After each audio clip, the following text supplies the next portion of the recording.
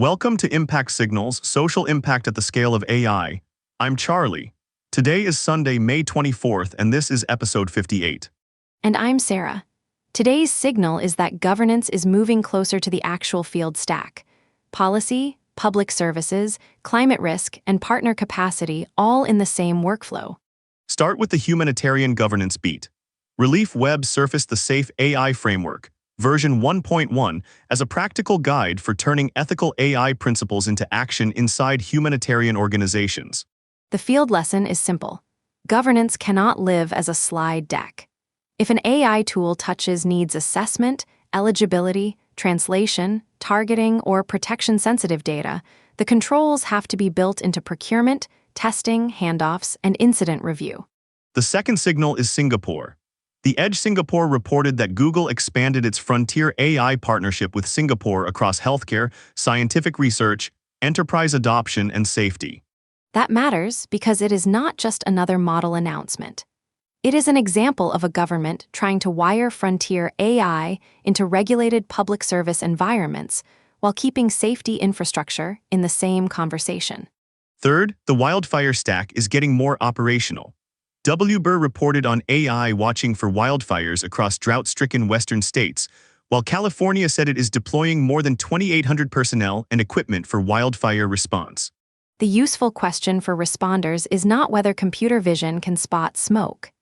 It is who receives the alert, what confidence threshold triggers action, how false alarms are handled, and whether dispatch, utilities, and local emergency managers see the same signal. On partner capacity, UNICEF highlighted private sector leadership in Caribbean humanitarian action. It is a reminder that resilience is not only a national agency function. Local firms, logistics providers, telecoms, and community organizations can become part of the operating layer. For AI teams, that means partner readiness matters. A clever model is not enough if the data sharing agreement, escalation channel, or last-mile connectivity fails when the storm hits.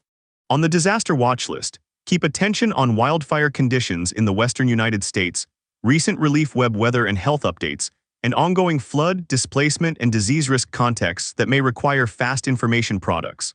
One caution: do not pad the watch list with noise. The operational bar is recent, decision-relevant information from trusted sources, not a long catalog of every incident on the internet. On the event runway, AI for Good Global Summit 2026 is scheduled for July 7th through 10th in Geneva.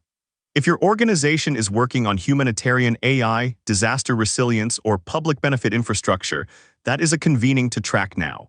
On funding, the AWS Imagine grant remains a live signal for registered nonprofits using cloud technology to accelerate mission outcomes.